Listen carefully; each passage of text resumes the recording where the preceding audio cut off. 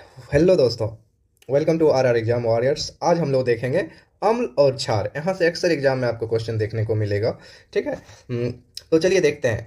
Arrhenius महोदय के अनुसार अम्ल वे पदार्थ हैं जो क्या हाइड्रोजन आयन देते हैं, वही क्षार क्या ओ एच आयन देते हैं। वही ब्रोंस्टेड लोरी के अनुसार अम्ल क्या करता है, प्रोटॉन देता है। क्योंकि प्लस लगा दिया हूँ, ये थोड़ा अपने हिसाब से लगाया हूँ मैं ताकि याद रह सके। प्रोटॉन देता है और वही क्षार क्या करता है, ग्रहण करता है।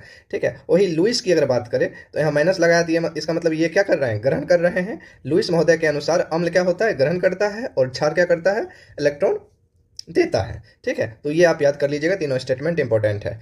अब आगे चलेंगे। एक क्वेश्चन यहाँ बनता है, क्षार और भस्म से स्टेटमेंट बेसिस क्वेश्चन आ सकता है आपको कि क्षार जब जल के साथ अभिक्रिया करता है तो क्या बनाता है, भस्म। उससे ये सैलोलिज्म का प्रश्न बन जाता है कि सभी भस्म जो होता है क्षार होते हैं, लेकिन सभी क्षार जो है भस्म नहीं होते हैं। तो यहाँ से आप देख लीजिएगा इसको। अब हम लोग देखेंगे प्रबल अम्ल, जो कि जिसका पीएच मान 0 से 3 के बीच होता है। अब प्रबल अम्ल की अगर इसको याद करने कैसे याद करेंगे, तो हम लोग हैलोजन ग्रुप याद करते हैं, fluorine, chlorine, bromine, iodine, एस्टेटिन। Fluorine वाला जो ग्रुप है वो दुर्बल अम्ल में चला जाता है। बाद बाकी क्लोरीन वो प्रबल होता है। क्लोरीन से भी ज़्यादा प्रबल ब्रोमीन वाला होता है। ब्रोमीन से भी ज़्यादा प्रबल आयोडीन वाला होता है। ठीक है। तो ये ऐसे याद रखना है, आयोडीन वाला सबसे ज़्यादा प्रबल होता है। उससे भी ज़्यादा प्रबल होता है आपका पर क्लोरिक अम्ल होता है, HClO4। ठीक है। तो सबसे ज़्यादा प्रबल आपका HClO4 होता है। उसके बाद HI, उसके बाद HBr, उसके बाद HCl, उसके बाद हमें H2SO4, उसके बाद HNO3।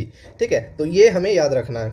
और सबसे लास्ट क्लोरीन अम्ल HClO3 होता है। तो ये 7 प्रबल अम्ल है। उसके बाद दुर्बल अम्ल में सबसे ज़्यादा, ये जो दुर्बल अम्ल की बात करें तो इसमें HF होता है। ठीक है, ये अम्लीय है। ठीक है। और H3P4 हो गया, उससे कम अम्लीय होता है। मतलब धीरे धीरे अम्लीयता घटते जा रहा है यहाँ पे।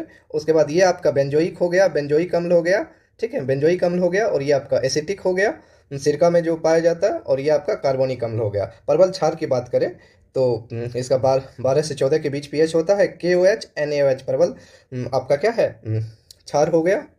इसके अलावा उदासीनीकरण अभिक्रिया पूछता है, जिसमें प्रबल क्षार और प्रबल अम्ल मिलकर उदासीन लवण और जल का निर्माण करते हैं। यह एक प्रकार का उष्माक्षेपी अभिक्रिया है। अगला वीडियो आपका उष्माक्षेपी उष्माशोषी पे मैं बना दूंगा। जय हिंद, जय भारत। मिलते हैं अगले वीडियो में।